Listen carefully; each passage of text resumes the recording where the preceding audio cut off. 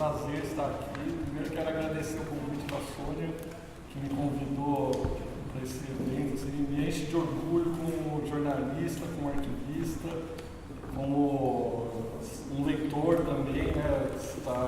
Poder se embrenhar na obra de um intelectual tão importante assim, e uma face desconhecida dele, que é, enfim, alguns de vocês devem conhecer, quem não conhece, o Clóvis Moura, né, um intelectual importantíssimo, que escreveu livros fundamentais para a história do negro no Brasil, dos movimentos, né, de repressão aos negros, ou seja, a história dos negros no Brasil tão importante, é um dos maiores autores nessa área, e por isso foi perseguido também, né, não só por isso, mas por outras coisas. Mas o impressionante desse livro é justamente isso, né, sair, apesar de estar associado à sua obra, é uma coisa como fora do tempo, que depois eu vou indagar algumas questões que eu tenho para fazer com os três aqui, mas quero apresentar aqui a Soraya, né, que é a filha do Clóvis, que vai fazer parte da mesa. Deixa eu achar aqui. Então, a Soraya, para quem não conhece, ela é historiadora também, né? Mas é historiadora, é modesta, né? Enfim, mas não precisa dispensar apresentações. A Tereza, que também é professora, que participou da organização do livro, né? Estava me falando que leu e releu centenas de vezes aqui mas não é centenas, porque a gente sabe que a leitura nunca acaba, né? Um trabalho desse para organizar parece uma coisa fácil, não é, né? Porque as colunas eram diárias, né? As colunas eram diárias. E o professor também da Unifesp, o Kleber, né? Meus óculos estão aqui para... O Kleber Santos da Unifesp também, que está estudando, se embrenhando na obra do Clóvis há algum tempo já, né? Estava me contando aqui.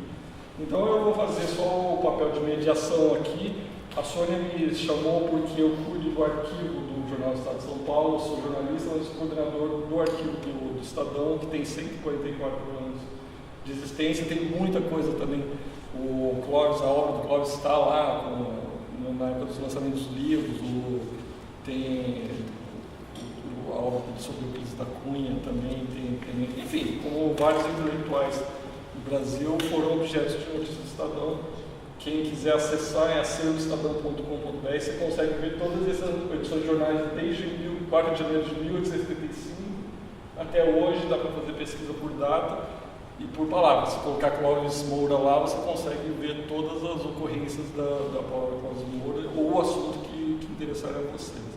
Mas a gente está aqui pelo lançamento do livro hoje, então a gente vai fazer um formato, cada um vai falar 15 minutos e depois a gente abre para perguntas, a gente faz um debate com eles que organizaram os livros, e todo mundo talvez aqui já saiba o que é o livro, que reuniram saiu do arquivo dele, né? Ele mesmo deixou separado isso, né? Está super bonito aqui a descrição que fizeram da hora que encontraram aquilo, né? Ou seja, o autor deixar aquilo preparado ou seja, o autor quer que as pessoas leiam sua obra, não quer deixar uma obra escondida, né? Então acho que a Unesp está fazendo um trabalho grandioso, a Unesp, o Unesp, o CEDEM, em colocar isso ao público e tomara que um dia venha todas as crônicas e todos os textos também, se possível, a gente conseguir colocar toda a obra dele em livro, em sites, onde estiver disponível para as pessoas conseguirem ler. Então eu vou dar a palavra para a Soraya, fazer a primeira. Bom, gente, boa tarde. Primeiramente eu gostaria de já avisando que esses eventos, quando se refere ao meu pai, eu sempre fico emocionada, então não tem nada acadêmico aqui que eu vou falar, não tem nada. Então até hoje me emociona muito porque era uma coisa que ele sempre falava, né? Ele falava, eu escrevo, eu estudo, eu pesquiso e eu não quero meus livros na biblioteca, eu não quero reconhecimento acadêmico, eu não quero títulos, eu quero que a minha obra seja lida, difundida e que que tenha algum impacto na vida das pessoas, né? Que consiga mudar, transformar. Então, logo após a morte dele, alguns eventos que foram feitos, eu fui chamada, e me emociona muito ver isso aqui, ó, jovens, né? Quer dizer, ele faleceu em 2003, então, e a obra dele está aí, com os jovens, ele está exatamente onde ele queria que estivesse, né? E no viés que ele gostaria que estivesse, olhando para uma transformação de vida, de situação, né? Então, eu só tenho a agradecer ao CEDEM por cuidar com tanto carinho desse material, disponibilizar esse material, que permitiu, né, a professora Tereza, o professor Kleber, trabalharem em cima desse material e disponibilizarem para vocês. E outro fator que é muito gratificante para mim é esse lado dele, principalmente falando das memórias desse livro, é esse lado dele pouco conhecido, né? Um homem múltiplo. Ele, além da obra dele mais conhecida, Rebeliões das Senzalas, obras sobre a questão racial, o prazer dele, ele era poeta, então ele tem vários livros de poesia publicados. Ele tinha essas crônicas escondidas que estavam dispersas nos jornais, nos exemplares dos jornais. Ele gostava de desenhar, ele tem desenhos, então é um lado assim vivo que mostra uma personalidade assim muito múltipla. Ele era muito disciplinado no seu estudo, na sua pesquisa, no seu levantamento de informações, mas ele tinha um lado poeta, boêmio, desenhista, carnavalesco, roteirista de teatro, então ele tinha essa gana, né, pelo mundo, pelas atividades das pessoas. Então eu queria isso, estou disposto, né, à disposição para falar qualquer coisa, se vocês quiserem saber, mas eu acho que a palavra mesmo agora mais importante é da Tereza e do Kleber, como eles fizeram a obra. Bom, acho que começo agradecendo a Soraya pelo desprendimento, ceder os direitos da publicação dessas crônicas, bem como das imagens, né, dos desenhos. A capa é um desenho do Cláudio Moura, feito por ele, né, para uma das crônicas, e tem uma outra dentro que é um gatão, que ele é um autorretrato dele como um gatão, né?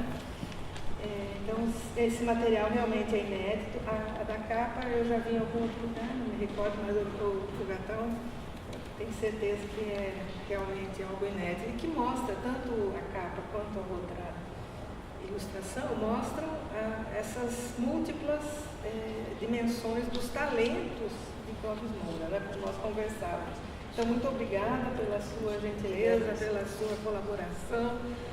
Eu quero falar assim mais desprendidamente do trabalho que nos deu fazer essa reunião, porque um dia, Solange que veio, né, com a caixinha, uma caixinha assim, onde estavam os recortes das crônicas. Aí nós levamos aquele susto, o Kleber e eu pesquisamos a vida e a obra do Clóvis Moura num projeto FAPESP e conversamos sobre isso. Então, chegamos à conclusão de que seria importante publicá-las. E aí fomos atrás, porque ali havia dados incompletos, a datação, né? A datação das crônicas não nos convencia muito. E aí o Kleber foi até São Carlos, depois ele vai relatar isso, e então chegou-se até o jornal. E no jornal, então, descobrimos que o mundo era muito maior, né? Que o tamanho da encrenca era muito grande, que então copiamos todo, o Feito copiou tudo, e depois veio o trabalho de seleção. Só estou falando isso rapidamente para dizer como que chegamos ao livro, né? Então, esse livro foi o resultado de uma seleção, então não estão todas as crônicas aí, né? Nós pegamos uma parte delas, a Lígia colaborou muitíssimo, né, para fazer a organização, porque não bastava fotografar, mas tinha que organizar, tinha que verificar as repetições, porque chegou um momento que ele repetia as crônicas, algumas tinham título, outras não. Nós então, também por exigência da edição, né, olha, nosso editor da Unesp disse, não, a crônica não pode ficar sem nome. Aí eu argumentei numa reunião, mas como vai ficar, nós vamos inventar um nome, né? Ele disse, é isso mesmo, que vocês estão editando. E aí achamos que a nossa interferência seria menor se pegássemos uma frase de dentro da crônica, feita por ele mesmo, que expressasse, do nosso ponto de vista, o seu conteúdo. E assim foi feito, né? Então, por isso que algumas crônicas têm o título em itálico, onde está em itálico é porque foi o título atribuído. Mas parece que esse é um procedimento natural em edição de textos, né? Que os editores assumem essa responsabilidade de interferir, mas a interferência não foi traumática, né? Do meu ponto de vista, a gente conseguiu manter a originalidade das crônicas. Então, essa pesquisa, agora vou voltar aqui para o meu texto, porque senão eu também me perco, né? Vai mostrar, como eu disse, um aspecto do acervo que está custodiado pelo CEBEM. Esse acervo tem sido visitado por vários pesquisadores e tem sido usado para tese, dissertação, escrita de artigos, e ele ainda está longe de ser totalmente explorado, porque ele tem realmente uma dimensão muito grande. Queria também lembrar que no âmbito do nosso projeto foi feita a microfilmagem de uma parte, né? Uma parte já estava microfilmada, a outra parte foi feita agora. Mas é um acervo difícil, porque, em parte, segue a catalogação feita por ele, ou por pessoas orientadas por ele, né? E a outra parte ficou assim, vamos dizer, ele faleceu com muita rapidez, né? Ele adoeceu e logo faleceu, não deu tempo dele organizar, né, o material que ele ia mesmo entregar, né? Agora, então, no total eram 200, chegou-se a 270 crônicas, né? Bom, essas crônicas foram escritas entre 72 e 73, quando ele trabalhava na redação Folha de São Carlos, que em algumas biografias dele praticamente não aparece esse seu trabalho, que coincide exatamente, 72, 73, com o tempo da guerrilha do Araguaia. Então é importante lembrar que nesse período ele, pela sua proximidade com o PCdoB, vamos dizer, deu um tempo, né? Não sei bem até que ponto, isso talvez a Soraya possa nos dizer no debate, né? Até que ponto isso interferiu no seu desejo de trabalhar nesse jornal. Mas essas crônicas revelam também uma outra dimensão da obra do Clóvis Moura, que é jornalismo. Porque a grande obra dele é conhecida, reconhecida, reeditada, né, 5 edições, é Rebeliões da Senzala, mas a sua obra como jornalista é muito pouco conhecida. E esta aqui é uma delas, né? Tem também uma outra dimensão, que foi a revista Flama, que eu trabalhei um pouco, foi editada em Araraquara em 51 e 52, portanto 20 anos antes, né? Anteriormente ele tentou fundar uma revista, mas teve 3 números e depois disso ela desapareceu, né? Tanto que a revista é de difícil acesso, nem o CEDEM possui essa revista, mas a gente conseguiu. Agora, por que Sparkenbrook? Eu queria lembrar isso aqui porque nos deu bastante trabalho ir atrás de quem seria Sparkenbrook. Ele deu as dicas.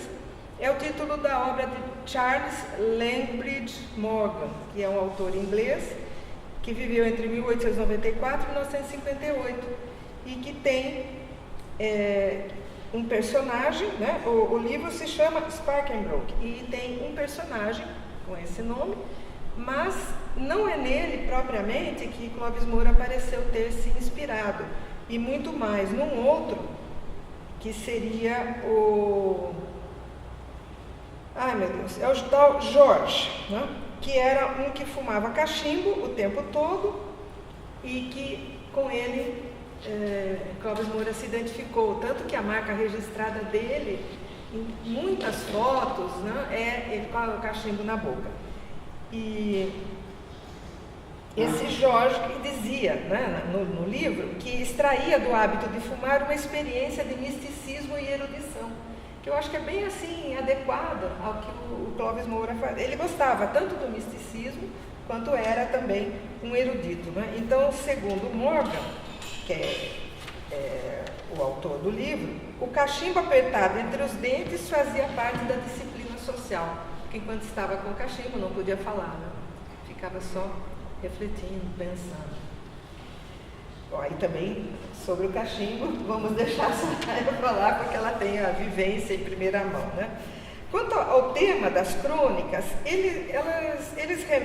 os temas remetem a uma análise psicológica, antes de tudo, que é construída, em geral, numa pauta melancólica, de tristeza, de desencanto. Poucas crônicas escapam desse padrão. Mas o cotidiano vivido pelo autor, que isso é o corrente nas crônicas, né, que é o que todos os autores cronistas fazem, né, pegar o cotidiano e transformá-lo num texto, tanto que as crônicas são diárias, né, é aquilo que diariamente lhe é inspirado pela realidade vivida. Esse cotidiano está ali, naquelas crônicas. Tem uma personagem que é recorrente, que é Satana, e que depois eu descobri numa carta uma pessoa, acho que foi uma namorada dele, dizendo: Satana está morta, você não se aproxime mais de mim, rompemos, está tudo acabado. Então, não sei se era esta a Satana, né, ou se seria outra pessoa, então fica a dúvida. Mas ele parece muitas vezes uma musa inspiradora, a Satana, que é onde ele coloca o lirismo, que é onde ele coloca uma dimensão filosófica, religiosa. E também é interessante pensar no título, Spark and Broke. Spark em inglês é fagulha, faísca. Lembra muito também as publicações comunistas, né? Fagulha, Iskra, que eram os nomes de livros e jornais comunistas. Então, pode ser que tenha alguma relação com isso, mas o texto não tem uma criação original no título Spark and Broke, que acaba sendo o pseudônimo, né, um dos heterônimos do Clóvis Moura, porque ele nunca assinou como Clóvis Moura, ele assina como Spark and Broke. Então é esse o personagem que ele assume nessas crônicas e que nós sabemos que é ele, mas que ele não assume como sendo ele, né? Ainda sobre a trajetória dele como jornalista, é bom lembrar que ele publicou desde os 14 anos de idade o primeiro artigo em jornal, um jornalzinho chamado Potiguar, lá em Natal, porque ele é piauiense, mas morou em Natal, depois morou em Salvador, depois morou em Amarante, depois veio para São Paulo. Não sei se morou em Araraquara, pode ser que sim, pode ser que não, e também em São Carlos. Mas ali ele escreve, aos 14 anos de idade, um pequeno texto chamado Libertas que Seratamen, que é sobre a Inconfidência Mineira. É o primeiro texto que nós localizamos dele. Mas depois ele vai ter outras inserções, né, no importante jornal O Momento, que era um jornal do Partido Comunista em Salvador. Ele não aparece dentro da redação, ele parece talvez um secretário de redação, ou ele era um dos colaboradores. Eu estou mais tendendo a pensar assim, porque nesse período do Momento ele residia em Amarante, então ele não trabalhava direto no jornal. Eu tenho impressão, não há confirmação, de que ele se comunicava, porque inclusive há muitas notícias de Amarante e outros lugares, e Juazeiro, há notícias desses lugares que talvez tenha sido ele que mandasse, não sei. Bom, eu aqui acho que eu confundi Amarante e Juazeiro. É de Juazeiro que ele mandava as matérias. Então, nesse jornal que era do partido, que era um jornal importante, era um jornal grande, da redação participavam Jacob Orender, que na época era jovem, né? Jacob Orender era um jovem. Então, historiador e tal, Davi Brandão e outros, publicavam lá também, nesse jornal, o Edson Carneiro, que depois se tornaria um grande intelectual, antropólogo, né, que mostraria as dimensões do candomblé e da religiosidade negra na Bahia, e assim por diante. Mas foi muito difícil a inserção do Clóvis Moura no jornalismo. Ele só vai se definir mesmo como jornalista vindo para São Paulo, onde aí ele vai trabalhar na revista Fundamentos, ele vai trabalhar, enfim, em vários lugares, em vários jornais, inclusive na grande imprensa. Paralelamente, eu imagino que era com isso que ele ganhava a vida, né? Porque todo mundo sabe que livros não dão o arroz com feijão para ninguém, né? Livros ajudam a gente a se sentir bem, a se sentir... Porque acho que tirando Paulo Coelho e Jorge Amado, que negociava com antecedência os seus direitos autorais, né? Ninguém ganha dinheiro fazendo livros, ao contrário, a gente gasta. Então, ele recebeu direitos autorais, a gente tem registrados os direitos que ele recebeu, mas eu imagino que ocasionalmente pingavam lá um tanto, né, de direitos autorais com atraso. Então, a vida dele me parece que girava em torno do jornalismo. Mas, paralelamente a isso, ele foi desenvolvendo tanto a obra poética, quanto a obra de história, sociologia e antropologia, talvez tudo misturado, né, que vai resultar nos seus livros, que são uma mescla de todas essas áreas do conhecimento, embora Rebeliões seja basicamente um livro de história, né, eu acredito que seja isso, mas com uma história que não é uma história política, talvez por isso seja chamado de uma abordagem antropológica ou sociológica, mas é basicamente uma abordagem histórica que ele faz ali, né? Bom, uma questão que sempre perpassa, e eu gostei muito de ouvir a Soraya hoje, algumas interpretações ou alguns intérpretes têm dito que ele foi um excluído da universidade. Eu não sei, eu discordo um pouco disso, porque a Soraya disse, ele não se importava com essas questões. Aliás, ele não seguiu carreira universitária, o que não impediu que os seus livros fossem divulgados, que seus livros fossem editados. Se nós pegarmos bibliografia sobre os negros no Brasil dos últimos 20 anos, vamos dizer, não tem um que não cite Clóvis Moura. Então, eu acho que isto é o maior reconhecimento, inclusive por autores que são professores universitários. Ele é uma referência. Não importa se ele ocupou ou não uma cadeira, né, ou uma sala de aula. Aliás, ele deu aula, mas ele deu aula em cursos como convidado. Recebeu o título de doutor honoris causa da USP, com isso ele podia participar de bancas, mas ele não seguiu carreira universitária. O que não quer dizer uma rejeição, eu acho que é um pouco forçado. Ele seguiu uma outra linha, o caminho dele foi diverso disso aí. Mas ele teve, por exemplo, para a elaboração do dicionário da escravidão, ele teve auxílio da Fundação Ford, né, que não é pouca coisa, mesmo não estando na universidade. Então, esse parênteses aí depois também fica para a discussão, né?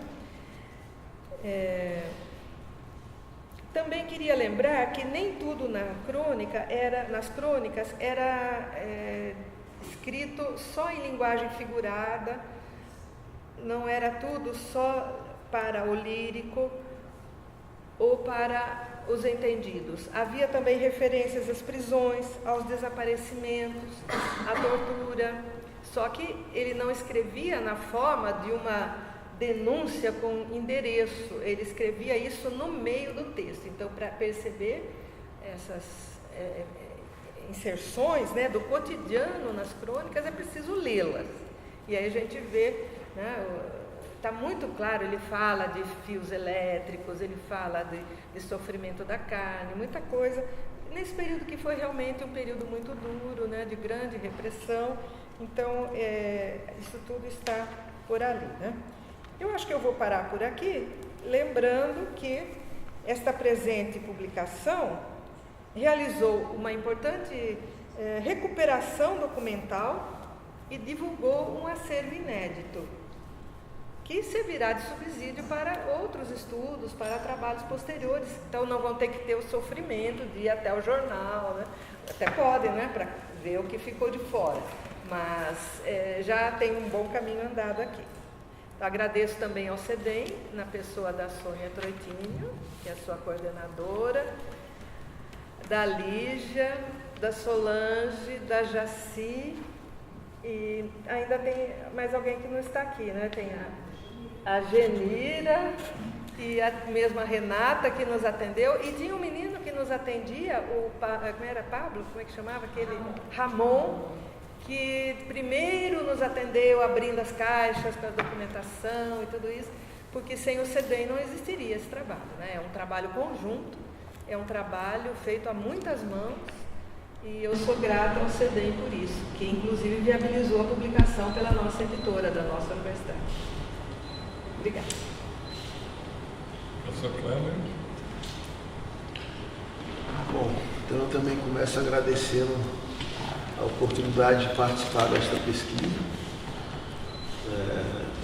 O CEDEM ter facultado aí o acesso ao acervo e, é claro, esta parte inédita do acervo que foram as crônicas, né, que Soraya trouxe através de Solange, que também eu fiquei conhecendo, etc. Né? Então, acho que o CEDEM é uma peça-chave aí no desenvolvimento dessas reflexões. E à medida que eu fui trabalhando com aquele acervo, e acho que o título da mesa redonda vem muito um pouco disso, né, que são as dimensões de Clóvis Moura.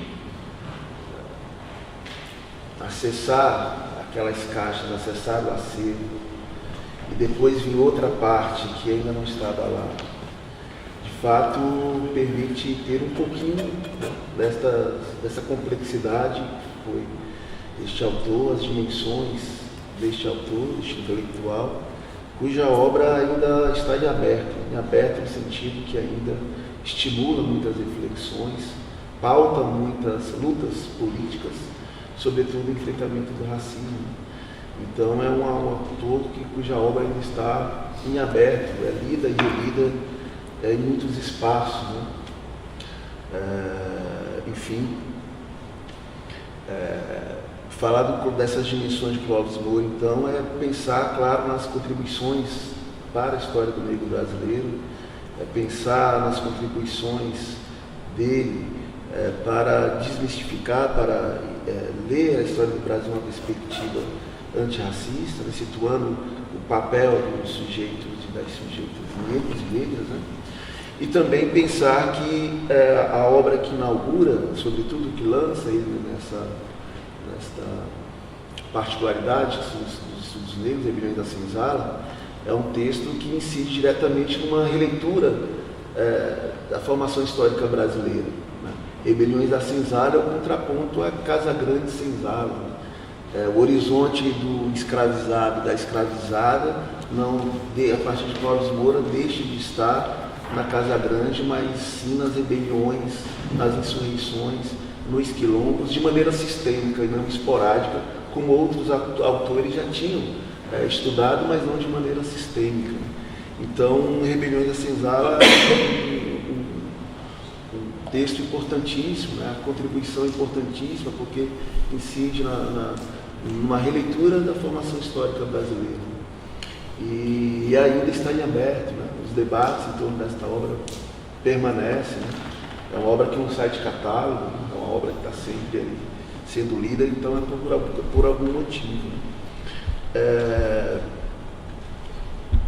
Então, uma das questões que eu acabei me deparando nesta pesquisa, de conhecer o acervo, quando chegou Fora do Tempo, eu estava ali concentrado, evidentemente, na história do negro, no enfrentamento do racismo, esses temas que são temas já consolidados na figura de Clóvis Moura. Né?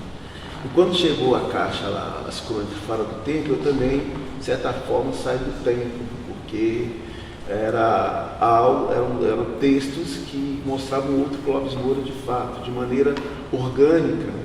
De maneira sistemática, escreveram diariamente crônicas em um tipo que ainda eu, pelo menos, não conhecia.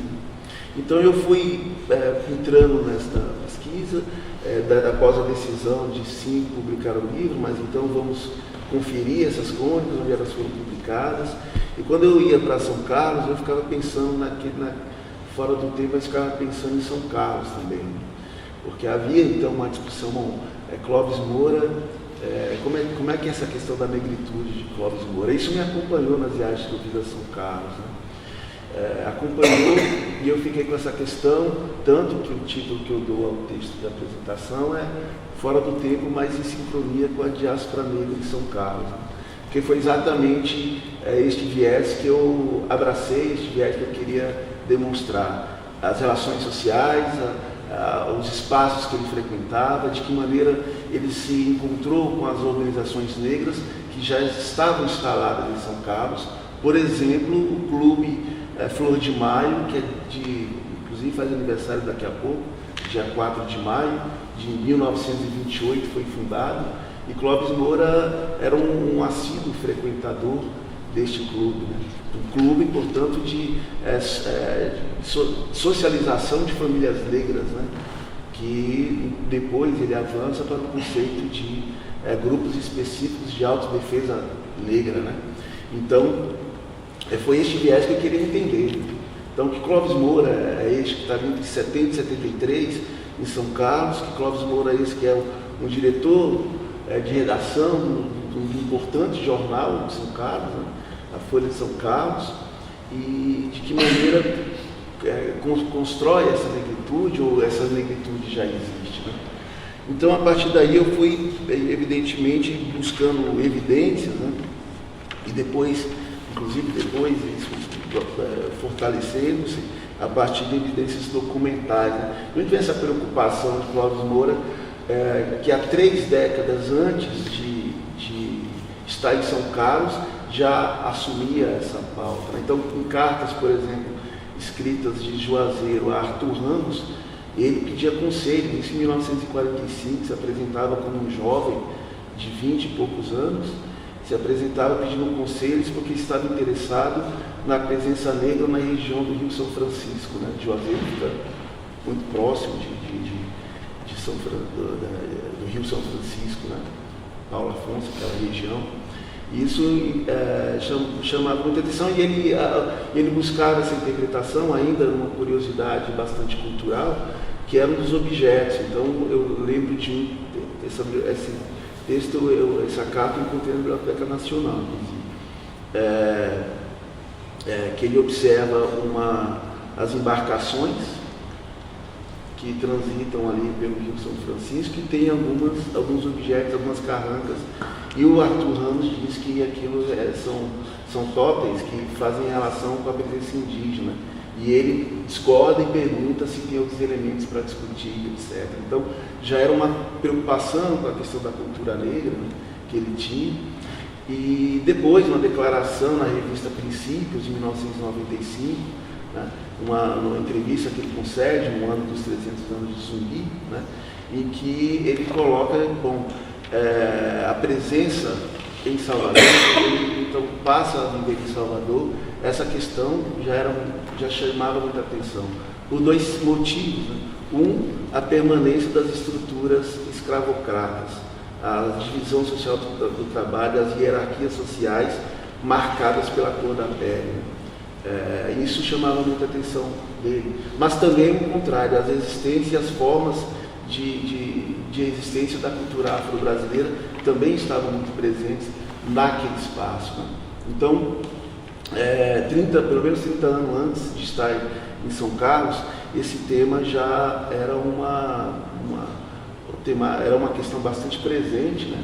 Entre as curiosidades, no tema de pesquisa, etc. Né? E Rebeliões da Senzala, então, de certa forma, faz parte dessa trajetória de construção, né? De uma trajetória negra. A outra questão importante, né, ainda sobre o Rebeliões da Senzala, mas é quando ele está em São Carlos, a segunda edição de Rebeliões da Senzala é quando ele está em São Carlos, né? E ele relança, né, o Rebeliões da Senzala, mas reconhece depois que o livro O Negro Brasileiro, de Bom Escravo, Mau Cidadão, que é uma publicação de 77, ele um texto que é a continuidade de Rebeliões da Senzala. Na verdade, ele está pensando em dar continuidade à análise das estruturas racistas da sociedade brasileira, das barreiras sociais demarcadas exatamente pelo racismo na sociedade brasileira, e de que maneira isso perdura no pós-abolição. Então, esse livro, ele é o texto que abre o livro, que depois ele apresenta, inclusive, na reunião da Sociedade Brasileira de Ciência, da SPPC, na PUC, quando teve o painel negro, que ele foi vice-coordenador e a coordenação era de Eduardo de Oliveira, né? O texto ele foi produzido em São Carlos. Em São Carlos ele produziu ainda um outro texto, que é o Preconceito de Cor na Literatura de Cordel, né? Temas incríveis, eu sempre, se o Mara que está aqui vai se lembrar, eu utilizo, foi minha aluna lá na Unesp, no Unifesp, e eu utilizo sempre um que eu acho fantástico, quando ele fala quando o Lampião morre, vai para o inferno e chega lá e vai disputar o poder do inferno com o demônio, né? E aí a construção desse cordel, a figura do diabo negra, evidentemente ele identifica até ali as marcas do racismo. E foi um texto produzido no momento que estava lá, o prefácio foi produzido e está datado em São Carlos, 1973, né?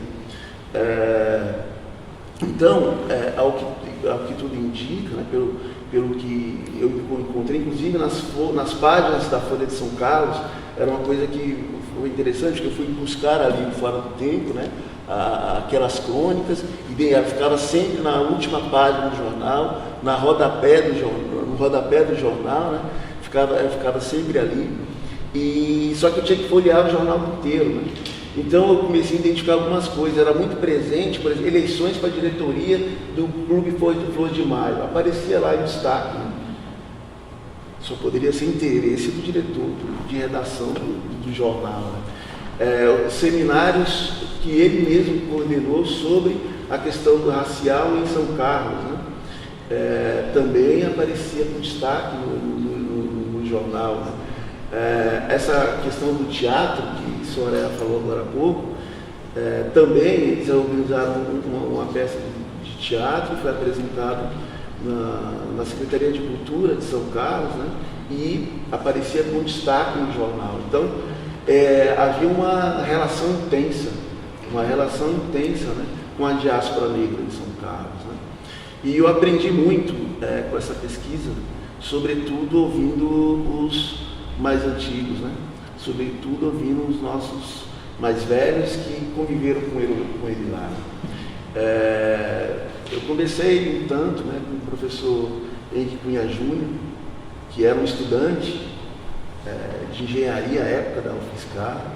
Ouvi muito, né, essa convivência como era, de Clóvis Moura com eles. Ouvi muito de Ivaí também, que foi, aliás, o revisor do texto, fora do jornal inteiro, né? Era o revisor do texto, Ivaí Santos, né? Era o revisor e era estudante de química à época, né?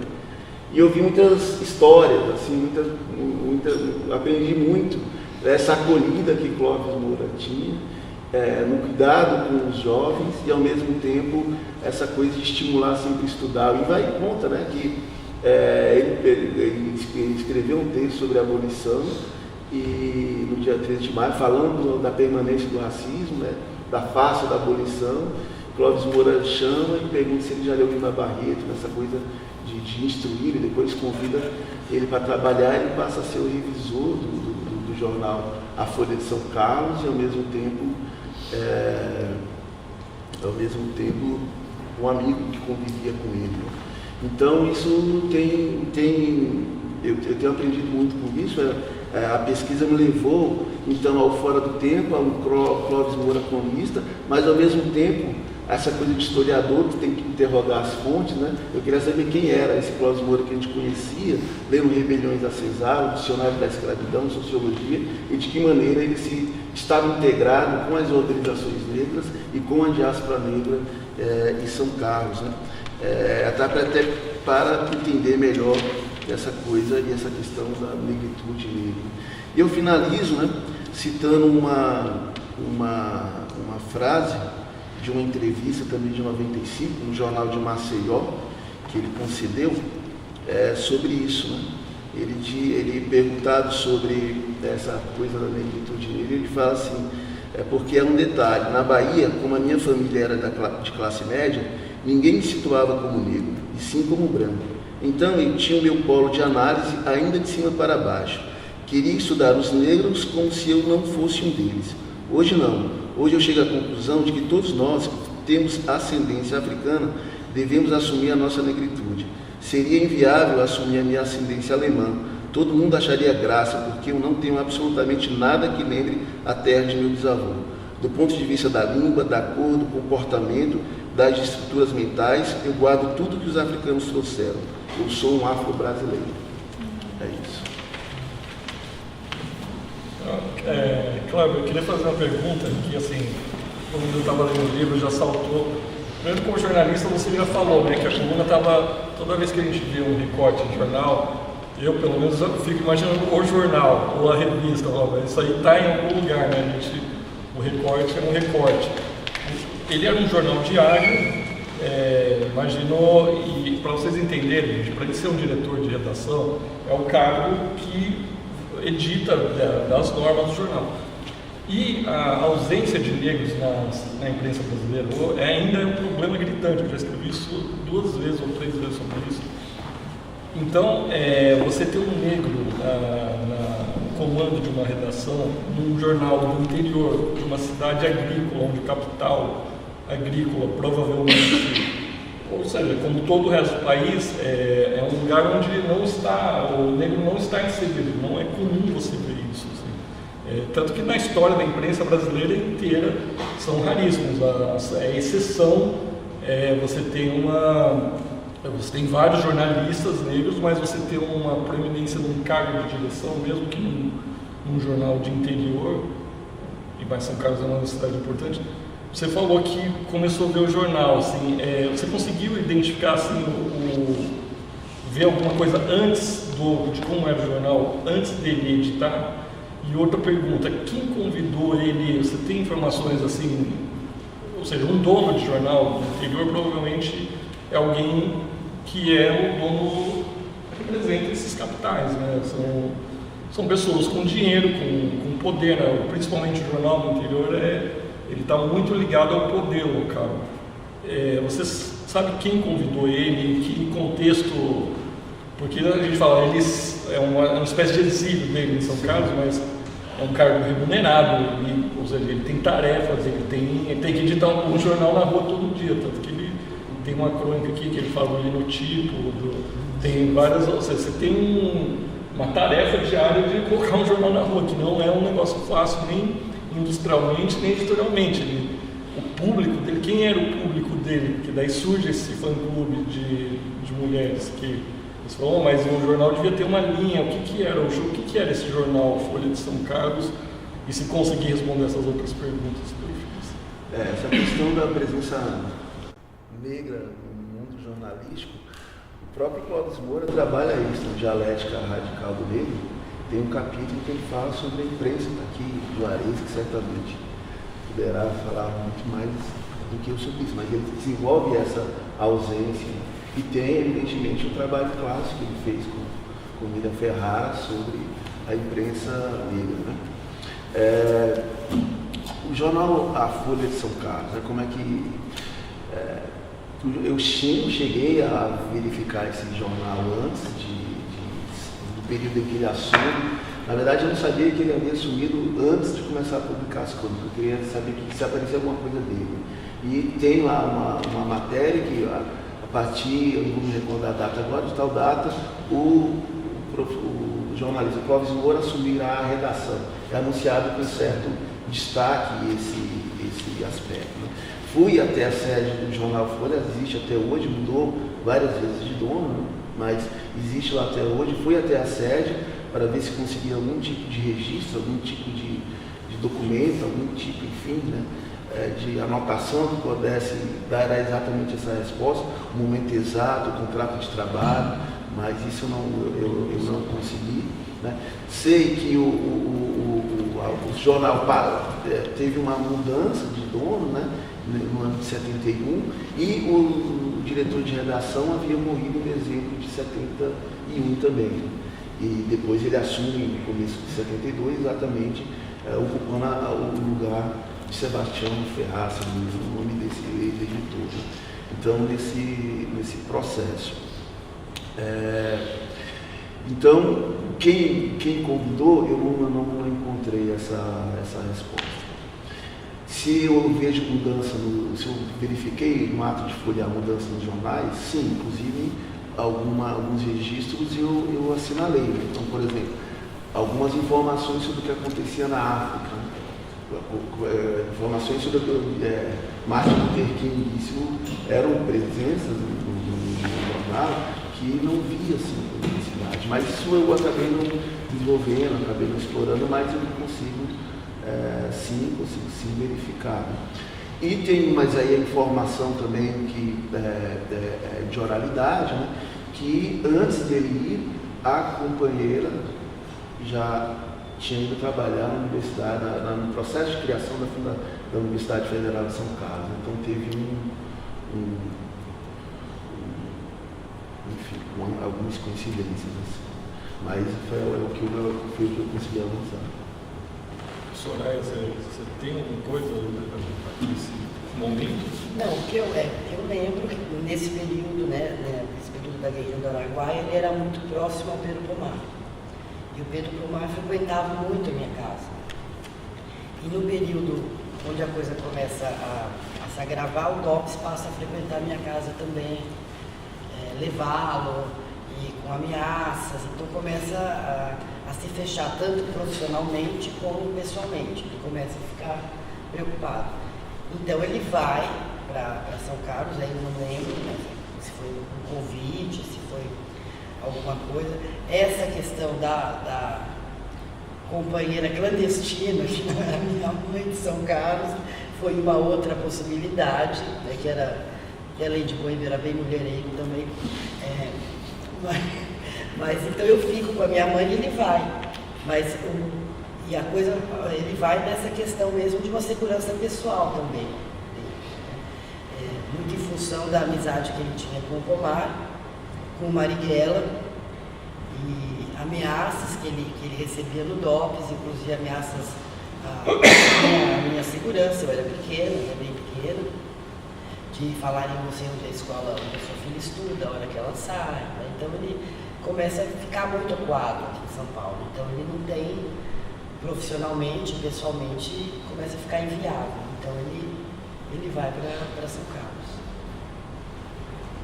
Tereza, você tem algum indício disso nessas leituras? Você consegue ver alguma coisa dessa relação dele com a imprensa de São Carlos, assim? Ou seja, onde ele está inserido numa empresa de renome em São Carlos. Olha, eu não fiz a pesquisa direta no jornal, mas olhei as fotos do jornal que foram trazidas, que o Kleber tirou. Me parece que ali era um jornal comercial, não era um jornal comunista, não era um jornal de esquerda, era um jornal da cidade, assim, vamos dizer assim, de inócuo, até certo ponto, inócuo. Agora, eu tenho uma suspeita de que ele foi para lá porque estava lá alguém Maffei.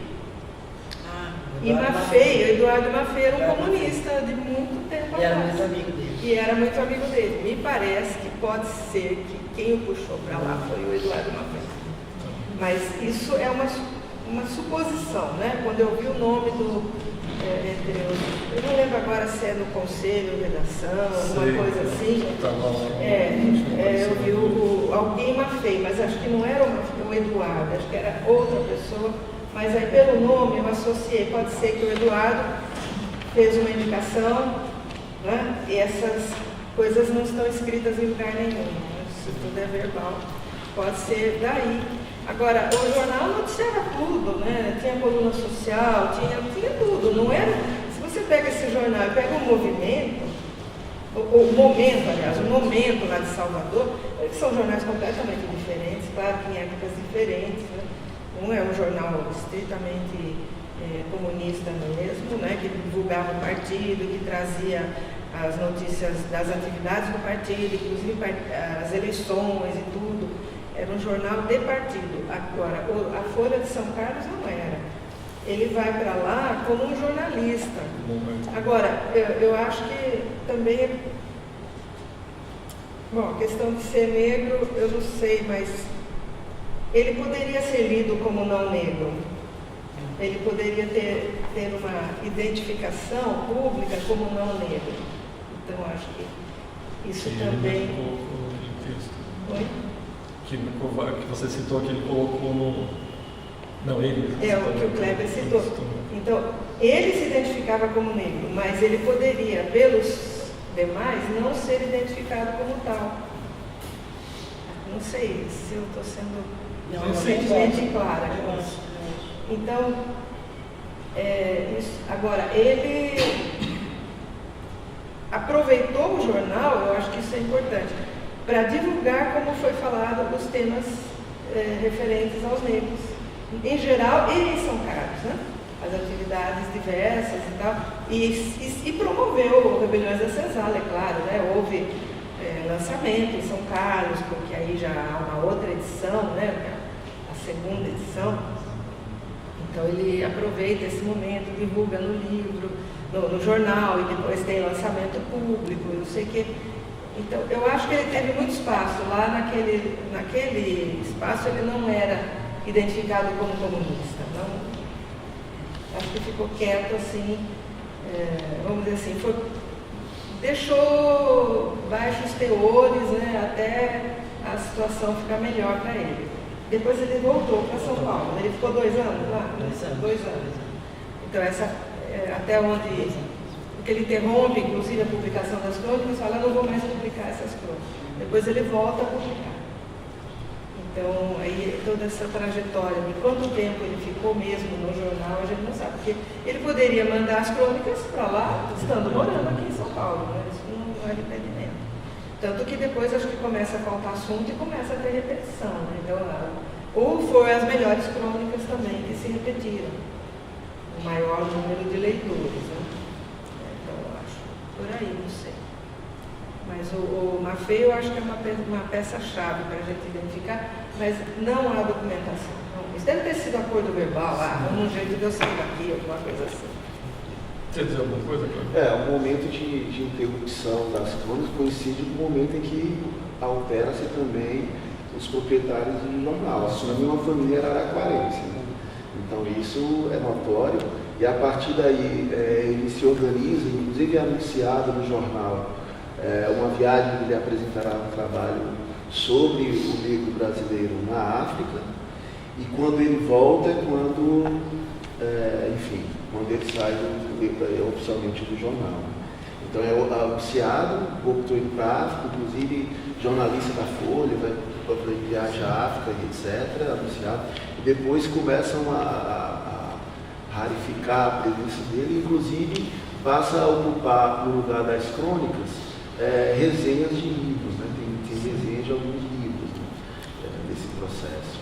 Então tem isso. O grupo que era proprietário do Folha de São Carlos no período de publicação das crônicas era proprietário de vários jornais do interior, Roberto Santos e companhia, alguma coisa assim.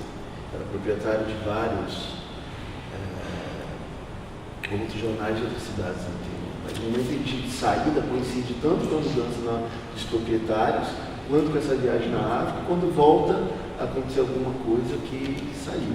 Essa viagem à África chega a ser publicada, o resultado? Chega a ser publicado no Negro... Não, mas no jornal. Não, no jornal não, é só o anúncio do tema. Que ele está indo, mas não no jornal mesmo. Não, é publicado depois na forma de capítulo de livro no Negro no Brasil, de O Escravo ao Nosso Cidadão. É publicado na forma de capítulo. Antes de abrir para o público para perguntar, antes ele ia, aqui em São Paulo, ele atuava na Última Hora, isso não? Você sabe? Ele trabalhou na Última Hora. Ele começou, eu acho que ele trabalhou também no Diário Popular. Eu vi no Correio Paulistano, mas Correio Paulistano No Diário Associado. Diário Associado. E ele começou como repórter, quer dizer, essa experiência de jornal, ele já, quando ele veio para São Paulo, ele começa como repórter policial. Ele é repórter policial, inclusive eu lembro que ele era um contador de histórias, assim, né? Isso foi qual jornal, Soraya? Eu não sei se foi na Última Hora, foi na Sim, Última que era Hora. um jornal que pingava sangue. E Ele está falando do Correio Paulistano. eu era pequeno, ele contava os casos, o Correio. nome, que ele chegou, o cara com a faca, atravessando. Então ele chegava em casa e falava muitas histórias, né? Depois ele vai acompanhar uma reportagem no Leprosário. Então ele tinha Então ele trabalhou na Última Hora, depois, acho que na Última Hora, depois ele abriu uma agência de publicidade, que chamava Passarga. E ele trabalha como faz publicidade, da cola, não era aquela cola, era Araldite, eu acho. Era Araldite, ele tinha conta na Araldite, não era? E ele cobria também, aí isso foi nas memórias na Última Hora, ele cobriu o carnaval. Então eu tenho foto em casa dele com o Rei Momo, com a Rainha do Carnaval, quer dizer, é um outro lado dele também de repórter. Mas isso no jornal, saía no jornal? Eu acho que sim. Eu tenho as fotos. Que tem um texto que ele fala, pediram para eu cobrir o carnaval Então tem ele com o Rei Momo, tem ele com a Rainha do Carnaval, então ele tinha essa vivência, né, jornalística. Jurado. Júri foi. Então ele tinha essa vivência muito eclética, né, vamos dizer assim, com vários. Como repórter, ele contava as histórias do retrosário, dos crimes, das brigas, né? Então ele teve essa vivência anterior no jornal.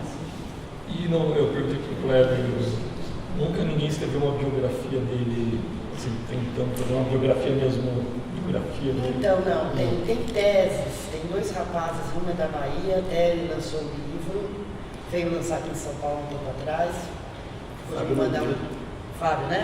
Ele ficou de me mandar um exemplar, até hoje me mandou. Ele faz uma pesquisa grande sobre a família, as origens, a vivência, mas é um capítulo. Tem um rapaz do Rio, Gustavo, acho que ele não chegou a publicar, mas ele também esse fez um trabalho bem profundo, tem coisas que eu não sabia do meu bisavô, ele conseguiu levantar lá no Maranhão, no Piauí, mas uma biografia assim dele não. Pelo menos eu conheci. O pessoal tem um personagem aí, espero. Do autor. Quem quiser. Pergunta, eu vi que eu perguntas. Qual seu nome? Eu sou a Adriana, é um prazer estar aqui. Eu acabei de defender meu doutorado em Sociologia da Educação na USP, aqui na FEUSP, né? E eu conheci o Clóvis Moura por acaso. É uma amiga minha que me indicou, que ela é do movimento negro, né? E eu quero parabenizar vocês por esse empenho desse trabalho que eu achei fenomenal. Então eu não tenho muito como perguntar sobre isso, mas mais algumas curiosidades minhas. Por quê? Como eu conheci o Clóvis Moura por acaso, eu fiz uma leitura meio sem mediação de especialistas. E meu tema nem era em relação muito à questão do negro como objeto direto, porque eu estudei expansão das escolas privadas na periferia, mas eu queria entender a periferia por um recorte racial, estrutural, pensando nessa questão do racismo estrutural e tudo mais. E quando eu conheci o Clóvis Moura, eu achei genial. Eu falei, nossa, que interessante. Porque quando ele fala da questão do negro como o negro como aquele que desgasta, né, o sistema escravista, e por causa disso esse sistema precisa criar uma estrutura também de uma certa coerção, e tudo isso para mim fez muito sentido para entender essa questão da estrutura social, né? Aí eu queria perguntar sobre essa questão da universidade, até não sei, discordando um pouco porque eu acho que ele é muito aceito quando é o negro falando sobre o negro em si. Mas eu senti muita dificuldade, inclusive, de encontrar o livro dele, que na Sociologia do Negro só tinha na Faculdade de Educação, por incrível que pareça, um na FEFELESH. Eu fui procurar na estante virtual, não tinha um exemplar, uma pessoa vendendo por R$200. Eu falei, aquele livro é muito legal, principalmente quando ele fala sobre a questão da episteme dessa sociologia, principalmente brasileira, em que pensa o negro só como objeto de estudo e não como aquele fator, né, de desgaste da sociedade, e isso faz a gente entender um pouco como essa sociedade se estrutura de forma racista, né, e como isso não é enraizado muito nos cânones, digamos assim. Então essa já é a minha pergunta para o Kleber, né, como especialista. Isso faz sentido? Essa colocação faz sentido? E sobre esse livro, Sociologia do Negro Brasileiro, por exemplo, e outras obras que a gente só tem uma edição e não foi editado, tem interesse? Porque são obras interessantíssimas que a gente não tem muito acesso se a gente não for o negro que está procurando, né? E a sexualidade dele. Então, meio isso. Falei demais, não sei se faz sentido. Posso só responder essa pergunta e dar um pitaco na outra que ela fez para você? Essa questão do livro, eu procuro incentivar essas edições todas. O Rebeliões já foi editado, o Dialética já foi editado pela Fundação Maurício Grabois. Agora, o ano que vem vai ser editado Sociologia do Negro pela Perspectiva. Tá? Eu já assinei, eles já estão com os originais. E essa questão da universidade, eu só queria dar um depoimento pessoal, a senhora hoje está aí. Eu fiz História na USP, então eu acho que essa aceitação que vocês veem é hoje. Na nossa época, na história da USP, ele era um bad boy. Ele era considerado um autor maldito, mas não estava na bibliografia, não era. A gente fazia inclusive achar especialistas. Eu fiquei sabendo depois que tinha o Kleber lá da Unifesp, que eu vim conhecer hoje, que era especialista. Porque na época começa a ter uma coisa, mas também não vai muito. Teve um debate com ele na Folha, no Folhetim, aquele cara do Folhetim, eu não lembro o ano mais ou menos, acho que foi 79, 80, né, que a gente estava falando isso. Era um debate entre ele e o Ciro Flammarion. E lembra que era a tréplica, a réplica, e o Ciro falava. Então aí ele começa a. Mas também aqui na universidade, lá na história, na sociologia, não gerou nada, né? Não gerou nada. Ele tinha uma relação pessoal muito próxima com o João Batista Borges Pereira, que era das sociais. Eles eram amigos pessoais, inclusive. Mas nessa época, nesse período, ele era outsider, não existia. Eu estudei primeiro na década de 70, nunca ouvi, não tinha uma bibliografia que citasse Cláudio Melo. Mas um pouquinho o David, o Décio Freitas, assim meio escondido. Mas Cláudio não. Eu lembro que teve um grande debate na greve, a greve de 78, que a gente teve que fazer um monte de atividades de greve. Fizemos um grande debate com ele nas sociais, que foi sociais, história, todo, né? Que foi assim um boom, saiu todo mundo querendo comprar o livro que a gente não tinha acesso, né? Não tinha. Mas a partir desse debate, teve uma discussão que ele levantava e falava, chamava as pessoas, né? Você é negro, você não quer, foi atividade de greve, né? Devia ter uns 500 alunos nas salas sociais, e eu acho que foi um ato que a partir desse momento a gente começou a pegar, a ler mais na bibliografia oficial. Não partia dos professores não partia. O mais revolucionário que a gente lia no Brasil foi o escravismo colonial de Jacobo. Foi.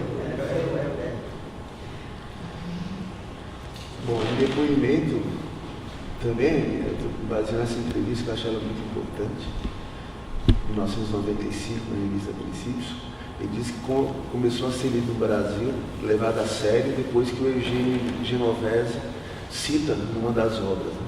Aí todo mundo quer saber quem é Clóvis Moura e tal. Cita, inclusive, Rebeliões da Senzala. Então, isso é uma coisa. A outra é sobre a questão da universidade. Em vários livros, né, a gente pode detectar isso. Ele diz que a primeira questão que você coloca ele recupera essa coisa dos estudos do negro brasileiro, né, pensando não como objeto. Tanto que em um dos prefácios, um texto, ele diz que, bom, está na hora de parar de pensar numa sociologia sobre o negro e escrevermos uma sociologia do negro para o negro.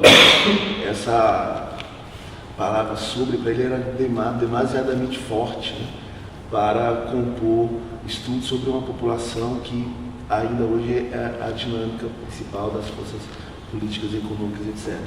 Então, pensando nisso, tem uma outra frase que eu acho que acompanha, é que o conhecimento, portanto, do negro brasileiro, ele escreveu isso na década de 80, caminhava-se por uma dualidade, né?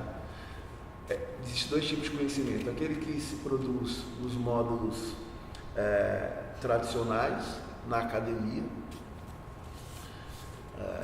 e o outro que é testado permanentemente com a própria população negra, com as organizações negras, com a militância negra. Ele achava que os estudos caminhavam por uma dualidade, né? E era preciso decidir para qual caminho ir, né? E ele fazia opção, e opção é para testar isso que Soraya diz, o texto ser lido, os textos são testados, são colocados à prova, são produzidos pela crítica dos seus interlocutores, não dos seus objetos, né? Isso para ele era muito importante. Eu acho que por isso esta questão da universidade, ele não tinha muita cerimônia para criticar o tipo de conhecimento sobre o negro que se fazia na universidade. Ele achava que primeiro precisava mudar isso, do negro e para o negro, né? Então isso com uma fala que tem um tanto de um pensamento radical, né? Ele avançava então para uma outra dimensão, para um outro pensamento, para uma outra leitura. Achava que quem estava fazendo a história do negro brasileiro, a sociologia do negro brasileiro, era um tipo de conhecimento que enfrentava o racismo. E esse enfrentamento não era feito dentro da universidade. Então, eu acho que é isso. Daí um pouco. Tem outras hipóteses do porquê da não aceitação dele no estado de São Paulo especificamente, mas aí são coisas que ainda tenho pensado. Eu queria também dar um pitaco. Na sociologia posta em questão, eu acho que existe alguma coisa que ajuda a entender isso, porque lá ele vai abrir uma trincheira com uma metralhadora giratória contra a universidade. E como ele quer ser recebido depois com flores, depois do que ele escreveu ali, não é? Então, todo mundo que tinha escrito antes dele, Ottaviani, Florestan Fernandes e Fernando Henrique, principalmente esse da chamada Escola Paulista, ele detona completamente, né? Para depois, paradoxalmente, e isso é uma das características dele, esse vai e vem, né? Vai e volta, ele vai citar esses autores como referência em seus trabalhos. Mas naquela sociologia posta em questão, nossa, são páginas e páginas onde ele vai criticar muito, mas muito, até assim, eu acho que até sem muito fundamento, a sociologia feita na universidade, dizendo que ela era vendida, que ela não... Agora aí, talvez, né, dessa perspectiva que o Kleber apresentou, a gente entenda melhor, mas porque ele estava numa luta na praxis e os outros não. Mas isso não invalida, né, do meu ponto de vista, o valor científico daqueles trabalhos. Agora, para ele não, só teria valor se tivesse na prática, se não contribuísse, ficasse lá, né? Quer dizer, no fim e ao cabo, parece que toda a sociologia produzida na universidade, especialmente a da USP, era entreguista, era racista, era discriminatória. Então, essa fronteira ele traçou e botou as metralhadoras. Agora, depois, como é que ele vai ser aceito com flores, né? Tanto que, numas outras cartas lá, com o Lapa, da Unicamp, tem uma das cartas, né, que eu não lembro agora quem é o que escreveu, disse assim: bom, já passou sua raiva contra a universidade? Então, esse vai e vem, né? Esse vai e vem, porque ele também volta atrás. Então, o que teria primeiro motivado a ele ter essa atitude de tanto rancor, porque é muito rancor, né, Soraya? Então, esse rancor que ele tinha contra a Escola Paulista de Sociologia. E porque depois ele, então, até citou, né? Ele cita em outros trabalhos, muitas vezes ele usa como referência esses mesmos autores que ele crucificou lá para trás, né? Então, não sei, Soraya, o que fez aí com que ele mudasse de ideia? Acho que não, ele não mudou de ideia. Eu acho que era uma característica, né? Ele não mudou de ideia, mas era uma característica dele. Esses que ele, né, o Ottaviani, o Amaral Lapa, o Florestan, eram pessoas que ele tinha um convívio muito próximo e pessoal, né? Então, essa crítica, que por alguns momentos ele tinha essa veia, vamos dizer, não é dramática, mas radical, né, exagerada, mas isso não invalidava o valor da contribuição do outro, né? Eu acho que, tanto é que ele aprendia com os outros, convivia, conversava com pessoas de diversas, até diversas tendências políticas mais radicais, que poderia virar inimigo mortal, mas ele tinha essa dialética no relacionamento pessoal. Então, eu acredito que a questão com a universidade, eu acho que eu não sei se ele tinha esse rancor ele achava que, eu acho que era um momento político que realmente a universidade tinha que se despolitizar, né? Após o AI-5, guerrilha do Araguaia, o povo ali no porão, quer dizer, professores mandados embora, sumidos. Quer dizer, a universidade, nesse período que ele foi mais, ela se despolitiza mesmo. Ele era do Partido Comunista, ele era comunista, perseguido em alguns momentos. Então, havia um afastamento natural no período, né? Não era uma pessoa que ia ser... Tanto é que quando ele recebe o notório saber, né, na USP, ele vai com todo... Aceita, ele não faz as pazes, né? Ele não tinha esse rancor com a universidade em si, mas com aquele momento, talvez, que alguns professores... Medo, né, gente? Medo. Os seus colegas foram... Sabemos bem porque nós estávamos lá e vimos, né? Os professores na USP, nos anos 70, eles tinham medo. Era medo. Então, existia esse dado também muito forte de você não chamar determinados autores, né?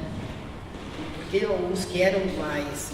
tinham sido mandados embora, presos, tem um caso aqui desculpa, só para não perder, eu não sei se está num dos textos dele ou alguém num dos textos, a carta do Carlos Drummond de Andrade para ele, né? Porque é justamente isso, ele está cobrando do Carlos Drummond de Andrade uma postura, ele quer ver no Carlos Drummond de Andrade uma postura política, e o Carlos Drummond de Andrade é até bem enfático e fala, cara, eu sou poeta, eu não quero, minha poesia não tem nada a ver com isso, assim, que ele faz uma cobrança ao Carlos Drummond de Andrade, era no seu texto, que né, ele... Na verdade, ele dá parabéns, né, por aquele trabalho, o Carlos Drummond, você não entendeu, não é isso exatamente, né, mas porque ele tinha as características de intensidade.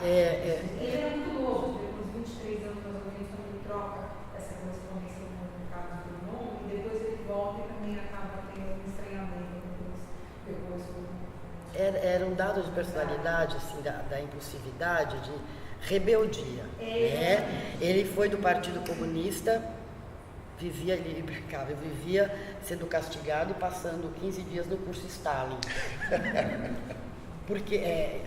Então, a universidade, o partido político, isso tudo sufocava, ele brigava. Acho que mesmo em trabalho, em jornais, acho que de muitos ele saiu brigado. Né? Ele não tinha papas na língua. Né? Para mandar para aquele lugar, assim, ele falava, a discussão vai até um certo ponto. Chega um ponto que só tem um jeito, você mandar a pessoa aí... para aquilo, entendeu?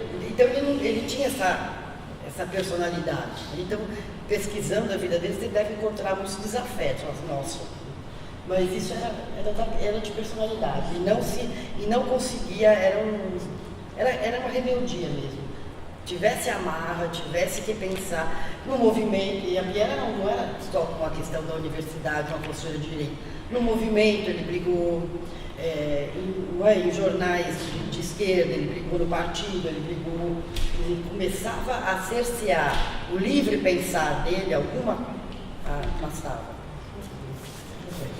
Eu quero arriscar uma hipótese.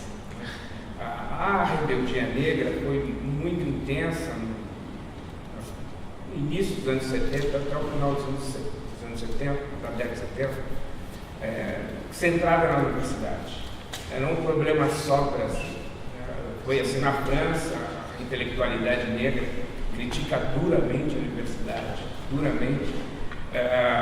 Na Inglaterra, o Stuart Hall chega a falar sobre o estranhamento dele na universidade naquele momento intelectual negro. Nos Estados Unidos, a Joia Davis é uma mulher da universidade, mas ela está em conflito com a universidade. Na África, acho que eu quero arriscar uma ideia que é um momento em que há um divórcio na ação política entre o enfrentamento negro contra o racismo e o rumo que a universidade dava para explicar a questão do racismo. Isso foi muito forte, foi muito intenso. Toda a reflexão teórica dos Black Panthers, por exemplo, contra a universidade, os caras fazem isso dentro da universidade. Stockley Carmichael, todos fazem isso contra a universidade, dentro da universidade. E acho que tem um dado importante no Brasil, né, sobre a questão negra. Nós estamos passando naquele momento por uma grande ruptura política da organização dos negros no Brasil. Até os anos 70, acreditava-se que o negro era responsável pela violência que ele sofria. A partir de 78, o movimento negro unificado muda essa chave. O movimento negro passa a considerar que o problema não é a negritude, o problema é a branquitude. Esse que é o grande problema, né, que provoca a violência contra a população negra. Eu tenho a impressão que esse pode ter sido um debate interessante nessa época. Eu pego uma parte final desse debate, no final dos anos 70, dos anos 80, e há um dado que eu acho importante. Se há uma recusa no status quo da universidade ao pensamento de Clóvis Moura, ele é aceito pela jovem militância e intelectualidade negra. Na USP, de uma forma quase que marginal, na PUC, porque tinha um grupo negro da PUC coordenado pelo Abdias do Nascimento, que trouxe debates importantes para discutir a questão do Clóvis Moura, a militância negra, quem funda o movimento negro unificado, o Ivaí estava presente nisso, mas Milton Barbosa e tal, todos eles uma crítica muito dura na universidade. Quero chamar a atenção para uma questão que eu acho importante. Em 1983, a PUC faz um seminário para discutir a experiência negra na academia. E a presença do Ottaviani, do Florestan, mas quem marca o debate, a discussão dessa experiência negra é o pensamento próximo. E apresenta duas questões que eu acho importantes, que eu quero formular uma pergunta baseada nisso. Duas questões parecem fundamentais naquela discussão naquele momento. Primeiro, é a ideia de que há uma mudança epistêmica em compreender a questão do negro na sociedade brasileira. Essa ideia parece pequena, mas ela é extraordinária. Ele sai de objeto para sujeito da sua reflexão. É um debate que vai se acumulando no Brasil nos anos 70. Eu tenho a impressão que a própria militância política dele ajuda a concretizar essa ideia. Essa mudança é extraordinária. Ela é extraordinária e pouco compreendida, na minha opinião, ainda nas ciências sociais brasileiras. Pouquíssimo compreendida. Basta participar das bancas de mestrados, doutorados das universidades públicas, você tem participado dessa experiência. É recorrente a ideia ainda de tangenciar o negro ainda como objeto de pesquisa e tal. Mas foi um momento importante para quem estava naquele momento na universidade. Isso eu acho que é uma contribuição grande do pensamento dele. E uma segunda questão, acho que é importante também, e marca, eu acho que essa discussão que nós estamos fazendo, é a apresentação de que não há neutralidade axiológica do negro ao fazer o estudo sobre a questão negra. Não existe essa neutralidade axiológica reivindicada pela universidade. São duas questões que eu acho que são fundamentais.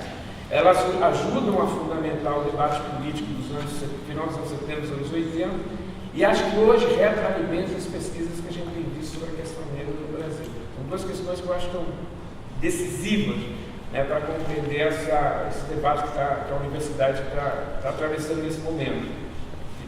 E a partir daí, eu acho que é importante pensar alguns aspectos fundamentais. Por que isso acontece? E acho que é fundamental naquele momento. A Angela Davis tem um texto bacana que ela fala sobre isso, dos anos 70. Naquele momento dessa rebeldia negra, a universidade ela tem um papel fundamental na construção da narrativa, o que ela vai chamar da necronarrativa do negro pelo mundo afora. Quando nos Estados Unidos, por exemplo, começa o processo de encarceramento em massa, você passa a ter um espelhamento parecido com isso no Brasil, e a universidade passa a justificar essas ações. A sociologia, a historiografia, a universidade passa a ter essa narrativa. Eu acho que é importante compreender, eu acho que tem nesse contexto do papel extraordinário, fundamental, acho que é necessário lidar com isso.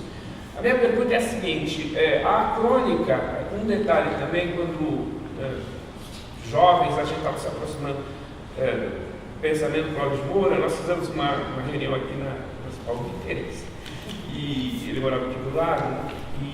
E ele faz uma dura crítica ao Nelson Werneck Sodré, naquela história da imprensa brasileira. Ele vai detalhadamente discutindo que o Nelson falou sobre isso, que era muito importante, mas esqueceu a imprensa negra, que era importante, sempre foi importante na história política. Mas, pensando no livro, a crônica é quase um gênero inclassificável. A crônica é um problema do jornalismo, um sério problema do jornalismo. O seu estilo não pode ser considerado estilo jornalístico, do ponto de vista da factualidade do registro jornalístico. A sua estrutura narrativa é não ter estrutura narrativa, seu sistema de codificação é não ter sistema de codificação. É muito difícil classificar a crônica. Mas ela tem sido uma usina textual, ela tem sido uma usina de experimentação textual. Todos os grandes escritores trabalharam com a crônica dentro dessa perspectiva. Lima fez isso, Carlos Drummond fez isso, e outras pessoas fizeram isso, como um espaço de forjar o texto, forjar a ideia, o pensamento e tal. Eu pergunto para vocês se nessas crônicas do Clóvis estão presentes essas duas questões que nos parecem fundamentais da obra dele. Essa ideia da neutralidade axiológica, que ele faz uma crítica dura a isso.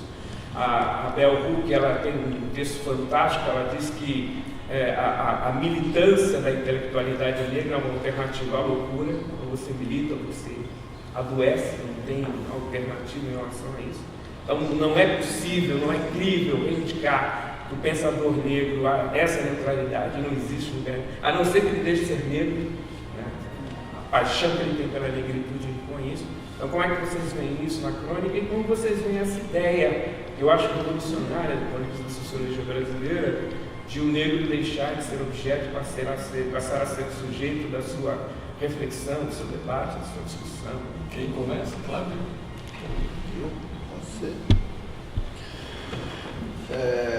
Eu vou começar pelo fim, Juarez, porque recentemente eu fui convidado para participar de uma dessas atividades sobre o 31 de março, 1º de abril, essa polêmica toda.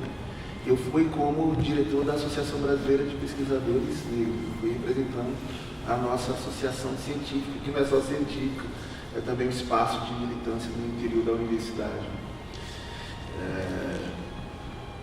E lá a questão era, bom, a preponderância dos temas da tortura, da ditadura e tudo que aconteceu nos 21 anos de governo autoritário, de ditadura, e qual seria a minha fala? E daí eu me dei conta, quando eu comecei a preparar essa intervenção, de que é possível contar a história desse período na perspectiva negra, pensando nas existências. Isso já está sendo feito, dissertações, teses, uma pancada de trabalho de iniciação científica. Né? Precisa ainda dar um estímulo para que isso venha à tona. Então, alguns exemplos. Né? Quando nós pensamos, saiu agora o livro Black in Rio, né? Que fala de toda a circunstância, o que era o Black in Rio. Né? Aquilo era considerado resistência ou era só uma dança de preto favelado, né? E agora vem sendo ressignificado isso, né? À luz do que é a retomada da identidade negra, à luz do que significa tornar-se negro, tudo isso, essa discussão tem sido ressignificada, porque quando a polícia prende, corta o cabelo black, não é só cortar o cabelo, todo um processo de construção identitária, diaspórica, que isso hoje está pautado numa transparência muito maior. Né? Então, é possível recontar a partir desse recorte. Né?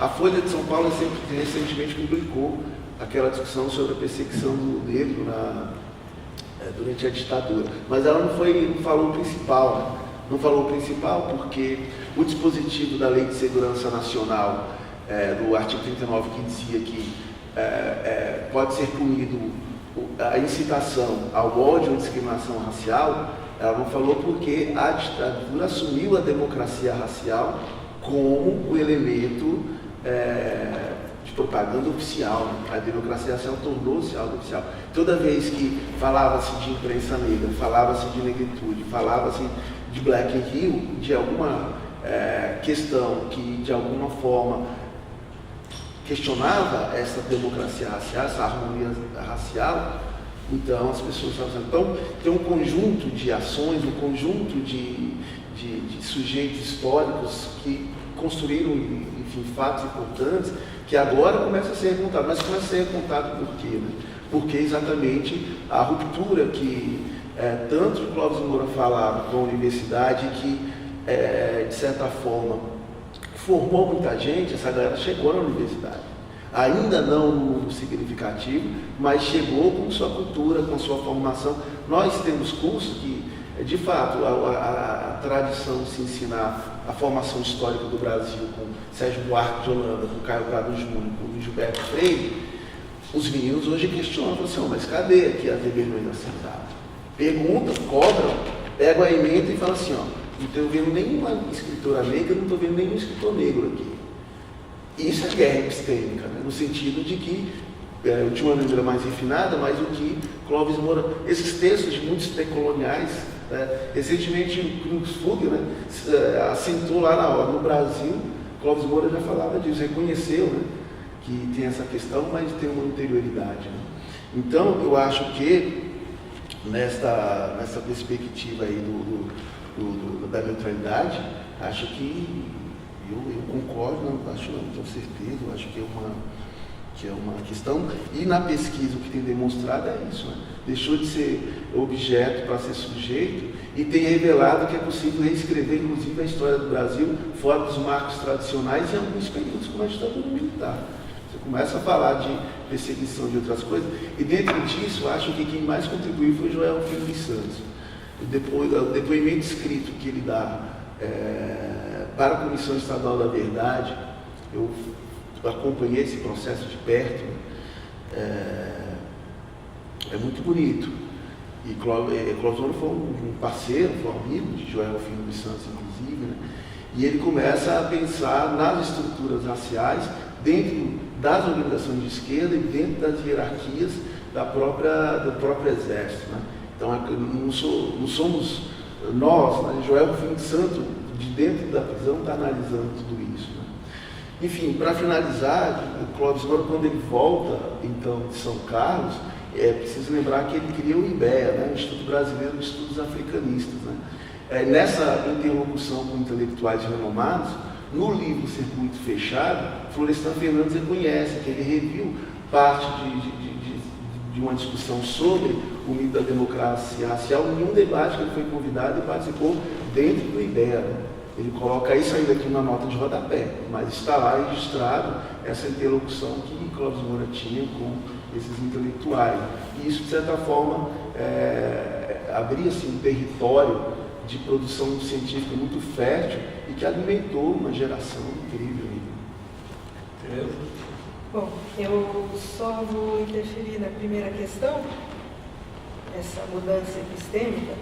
Não sei se a minha resposta vai ao encontro do que foi perguntado, mas enfim, vou tentar. De todas as crônicas compulsadas, somente uma menciona a África, que está na página 261, é uma crônica de 1973, cujo título é Sempre Tive Atração pela África. De todas, esta é a única... É o título original. É o título original. Então, isso foi chocante de início, porque a gente foi para a leitura das crônicas, né? Eu pelo menos fui, tendo as rebeliões na cabeça. Pensei, vai ter aqui um monte de coisas sobre o negro, outras leituras, né? E na verdade não. Por isso que a gente pensa, eu penso que é uma outra dimensão do pensamento de Clóvis Moura, onde a rebeldia está presente, e aí talvez dê para puxar para a sua situação, para a sua situação assumida de uma identidade negra. Aí então ele assume toda a carga da repressão, mas nessa sua rebeldia que a Soraya também colocou, né, nessa sua agressividade contra a sociedade, suas injustiças, desigualdades e etc., o viés é muito mais político em geral nas crônicas. Então se percebe claramente que é uma pessoa não conformista, que é uma pessoa que está ali para derrubar tabus, derrubar preconceitos até, mas não especificamente os preconceitos ou as restrições, ou como ele dizia, né, em outros textos, o peneiramento, a barragem contra o negro. Aqui, então, é o único lugar onde, surpreendentemente, ele fala do negro. E isso não só do que foi publicado, mas de todas as crônicas, porque lemos todas, antes de fazer a escolha, né, a seleção. Então, aqui, a sua pergunta, o negro como sujeito e não como objeto, nas crônicas, isso não está muito presente. Nem como sujeito e nem, talvez, como objeto, a não ser por esse comportamento rebelde, que até eu ia perguntar para a Soraya se ele... porque desde os seus primeiros poemas, ele tem... desde a Flauta da Gila, a Minha Memória, ele tem essa marca distintiva de alguma tragédia que teria acontecido na vida dele. Então, uma das coisas é um colega, um menino que morreu afogado no Rio Parnaíba. Ainda não no São Francisco, em cujas margens fica o Juazeiro, né? Mas em Amaranto, o menino que morreu afogado. Então eu pergunto, houve um trauma, alguma coisa que justificasse essa psicologia dele? Houve, e acho que vocês vão entender até por um outro lado. Ele é o irmão do meio, né? Ele tinha uma irmã mais nova, e o Carlito, que é o... A Merita, né? A Merita, que fez a revista Flama, ela era parte dele. A Merita, ele e o Carlito, que puxou o lado da minha avó. Ele era loiro e de olho azul. E eles viviam nessa época, acho que em Juazeiro, se não me engano, Juazeiro ou Natal. E o Carlito, louro, de olho azul, era o xodó da minha avó. Com 18 anos ele morre. Doença? Tuberculose. Ele morre, tuberculose e pneumonia. Ele morre e a minha avó, segundo meu pai conta, ela fica muito tempo praticamente de cama, arrasada. Né? E isso para ele brincava, depois ele falou, é claro, que sobrou o filho negro, porque o filho loiro de olho azul não ia aguentar o sertão. Mas você percebe, tanto na casa da minha avó, até quando ela foi viva, uma foto do Carlito, loiro de olho azul, de serviço militar, vestido de... Então, e ela tinha adoração por esse filho. Então acho que a dinâmica, e meu pai nessa época era mais novo, devia ter 16, 15 anos, isso foi uma coisa que ele não só perdeu o irmão, ele perdeu naquele momento a mãe também, aí acho que ele começou a refletir, perdeu o loiro de olho azul, foi muito grave, talvez, né, marcou, se fosse o filho negro não tivesse sido essa tragédia toda familiar. Né? Então isso era uma conversa que ele sempre tinha, falando de Carlito. Né? Então se houve um trauma, eu acho que aí também desperta um pouco essa questão da negritude dele se assumir como negro. Porque ele vivia com um irmão de sangue, do mesmo pai da minha mãe, um irmão loiro de olho azul. Ele puxou a minha avó e não morreu. Então, eu acho que essa reflexão partiu dele, acho que desde muito... Ele podia nem refletir, mas ele sentia, né? Mesmo pequeno, criança, ele sentia. A gente está perto de encerrar, mas acho que dá para entrar agora. Quando eu encontrei com a Sônia, eu até falei, eu nas crônicas, depois eu li o livro todo, realmente você não vê essa questão Tanto que eu perguntei, eu falei, eu não conhecia o Clóvis, a imagem do Clóvis eu não conhecia. Eu falei assim, escuta, mas ele era, como que era o Clóvis? Ele era negro? Porque eu não conhecia, eu não via não tinha uma referência de um homem negro. Eu não sabia se ele era branco, negro, quem era o Clóvis como imagem. Eu não tinha imagem nenhuma dele, física, do semblante dele. Eu até perguntei para a Sônia. E daí lendo os textos, assim, o que eu vi, assim, daí que vocês falaram, não tem menção direta a isso. O que eu li, assim, daí com muito prazer, é que são textos demasiadamente humanos, né? Tem um texto que é praticamente para você, né? Acho que é para minha filha, né? Assim, de arrepiar. É um texto, assim, arrepiante, assim, ou seja, ele falando de quando ele morreu, quem é, ou seja, ele cita claramente a filha.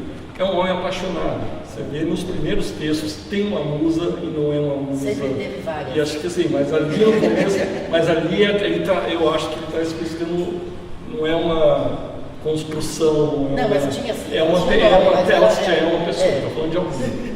Ele está falando de alguém. É um livro que tem sensualidade, muita sensualidade, em todas as. Então é um livro romântico até, né? Que acho que. E não um romântico naquele. Que você vê, vai entrando em outras questões aqui, da rebeldia, tem um que ele fala de rebeldia. Ele fala do arquivo, né? Ele fala o arquivo como. Não lembro agora, tem um título sensacional aqui, que é não sei se foi ele, mas é uma frase. Então ele tinha muita questão da memória, do arquivo, que é tão caro a nós aqui. Então você lê. É emocionante, é um livro emocionante, assim, de ler mesmo, assim, qualquer leitor que se deparasse com esses recortes, não soubesse quem era o Clóvis, qual era a obra anterior dele, pegasse uma literatura sensacional, que eu até falei assim, talvez acho que seja uma válvula de escape até, porque você imagina assim, eu vejo, ele fala, eu não preciso só escrever sobre o movimento negro, sobre a diáspora negra, sobre eu quero escrever sobre amor, eu quero escrever sobre o que eu estou sentindo, né? Mas depois complementar o que você está falando, posso? Não é uma pergunta, claro, mas é mesmo um comentário. Eu queria talvez saber se vocês, quem já leu o livro, teve a mesma impressão que eu. O que acontece é o seguinte, quando a gente trabalha com arquivo, o arquivo ele tem uma coisa muito interessante, que quem está acostumado a organizar arquivo, lida todo o tempo, que se chama organicidade. Organicidade é uma relação que a gente identifica entre documentos que pertencem à mesma origem. Ela é importante porque ela vai determinar um documento, é como se um documento determinasse o outro em relação a ações, a temas, a atuações, mas principalmente em relação à sua origem. É isso que transforma um documento em arquivo ou não. Então, nem tudo que eu analiso num documento, quando a gente trabalha de uma perspectiva arquivística, está contido, escrito textualmente num documento. A gente consegue extrair informações de um documento pelo estabelecimento de relações com outros documentos do mesmo conjunto, e aí é possível traçar um grande panorama que é o que interessa. No caso do Arquivos do Clóvis Moura, a gente percebe lacunas importantes. Por isso a minha alegria é tão grande, Soraya, quando você falou que existe mais um conjunto de documentos que precisa ser incorporado ao Arquivo do Clóvis Moura, porque realmente não foi tudo procedente e é nítida essa ausência, né, porque você deixa de compreender determinadas coisas. Alguns conjuntos são melhores resolvidos, outros conjuntos dentro do mesmo fundo, do mesmo arquivo, conjuntos de documentos. Outros menos. No caso desse conjunto de crônicas, o que é interessante nele, eu acho que vocês não chegaram a falar, se falou que foi encontrado um conjunto de recortes de crônicas numa caixa, mas não é simplesmente que tinha um conjunto de recortes. O próprio Clóvis Moura, ele fez ali uma seleção e ele escreveu a apresentação que está no livro. Então é um texto dele, né? Isso me deu a impressão, apesar de não ter outros documentos no arquivo que remetem à construção desse livro ou à ideia, mas sempre me deu a impressão que o fora do tempo, porque o nome da crônica é Fora do Tempo, o que já é interessante notar, porque ele era o editor do jornal. Então, para você ter tempo acho que a gente chegou a conversar disso, né, você ter tempo de publicar uma crônica diária, Você precisa reservar ali uma parcela importante do seu dia para se dedicar àquilo, e é uma sessão com um perfil bem definido, né?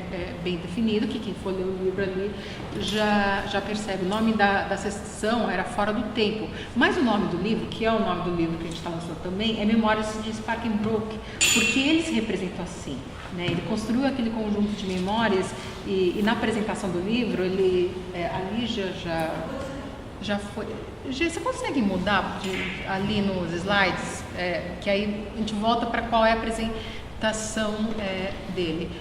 O interessante da pesquisa que foi realizada para lançar o livro é que realmente se fez ajustes em relação à data, que nem todas, né, esses recortes, como vocês veem, tem uma data ali, nem sempre coincidia com a data real de publicação, não tinha vestígio no acervo também de manuscritos ou documentos datilografados. Então, o próprio Clóvis Moura, ele fez ali um recorte ali de jornais que ele foi juntando. Mas o que me deu a impressão, uma hora acha, porque ele estava projetado logo no começo. Isso, não é a carta, é a apresentação do livro, né, em que ele dá nominalmente o nome de Memórias de Spakenbroek, e me deu a impressão que isso é uma permanência de um projeto particular dele, né, que aquilo foi tão importante, tão impactante, e com certeza tem a ver com um momento, geralmente é isso que a gente percebe em arquivo pessoal, um determinado momento de vida que o titular do acervo, né, ele toma certas opções de atuação, e isso era um projeto tão caro para ele que mesmo depois de ele ter trabalhado anos, publicado as crônicas, ele fez questão de reunir, organizar, nem que fosse parcialmente, que o projeto aqui acabou finalizando isso, mas que a permanência é muito mais longa, que isso por causa do impacto na vida dele. E eu fico pensando só para eu finalizar, naquela carta que o Edmundo já anotou e que está publicado no livro, que ele teve com Carlos Drummond de Andrade, que ele era um jovem de 20 e poucos anos, aí não, ele já é bem mais para frente, onde a gente não tem a carta que ele escreveu por Carlos Drummond de Andrade, a gente tem a resposta do Carlos Drummond de Andrade, e o que dá a entender é que ele está elogiando o Carlos Drummond de Andrade por causa, né, da causa do povo, como é que foi, o Carlos falando, não é nada disso, você entendeu errado, mas ele diz assim, parece que o Clóvis Moura falou, quando eu era jovem, eu me preocupava demais com a forma das palavras, como se aquilo fosse um desperdício de tempo. E o Carlos Drummond de Andrade fala, não, se você não se preocupar com as formas da palavra, é como se a essência artística morresse. Né? E me dá a impressão que aqui ele retoma essa preocupação da forma das palavras, porque é um projeto muito pessoal, muito particular, talvez, aí é hipótese minha, fazendo até uma revisão sua enquanto escritor mesmo. Eu não sei se vocês tiveram essa sensação, ou como é que... Ou Soraya, não sei se essas crônicas, que foi esse impacto na vida dele. Projeto dele, logo que se popularizou o computador doméstico, acho que foi em 94. Nos anos 90. Ele pediu, até eu tenho em casa, até meu marido, que ele odiava o computador. Ele tinha um computador e usava a máquina de escrever. A máquina da tipografia. Ele conseguiu com uma elétrica, foi o máximo que ele chegou, né? Depois o computador ficava lá. Ele pediu para o meu marido digitar, selecionou algumas, aí eu tenho até a brochura, não foram todas, mas algumas. Então ele tinha essa vontade, essa ideia de que essas virou um caderninho encadernado em casa. E sobre essa questão, Sônia, do processo de escrita, o revisor da Folha de São Carlos, né, disse que ele produzia essas crônicas ao final do expediente. Acabava de redigir o jornal, de revisar, etc. Aí acabou o expediente, e aí é quando ele começava a escrever. Uma disciplina, se a gente pensar, trabalho árduo, né? E de que também essa preparação para essa intenção de publicar na forma de livro, de fato já existia, inclusive chegou a ter uma tratativa com a editora, mas isso pelo jeito não foi para frente também a informação que deu.